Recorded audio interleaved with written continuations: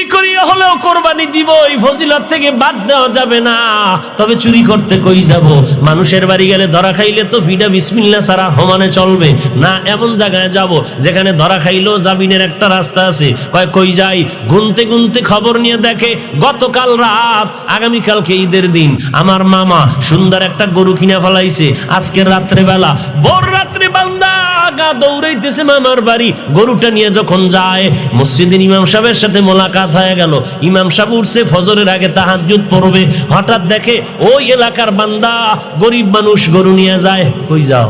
বলে হুজুর দোয়া করেন, দেখা হয়ে গেছে, দোয়া চাওয়ার সময় পাইতাম না, যখন পাইয়ে গেলাম একটু দোয়া করেন। কি বলে? দোয়া করবেন, এই গরু কোরবানি দেবো ইনশাআল্লাহ।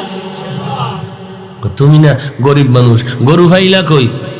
ফাইলাম কই ভোর রাত্রে আনছি, বুঝেন না? কই ফাইলাম? কই ফাইলা? কয় হুজুরে গরু আনছি মামার বাড়িতে। মামায় জানিনি? জানলে কি ভোর রাত্রে আইতাম নি? এরে আল্লাহর বান্দা, তুই কি জানো না চুরি করা হারাম? কয় হুজুর এই ফতুয়া তো আমরা বহু আগেই জানি, এই প্যাঁচ লাগাইবেন তাও জানি। তবে সমাধান মেনে নিলাম, সমাধান করে নিয়েছি। গত জুমায় যে টাটকা বয়ান দিয়েছেন কোরবানির, এত ফজিলতের বয়ান আপনি দিয়েছেন, ওই ফজিলতের বয়ান শুনে পাগল হয়ে গেছি। এবার চিন্তা করলাম, এবার চুরির তো একটা গুনাহ হবে, হিসাব মাইনাস প্লাস করে ফেলেছি। চুরির গুনাহ আর কোরবানির ফজিলত হবে সমান। মাঝখানে গরুর গোশত খামু ফাও।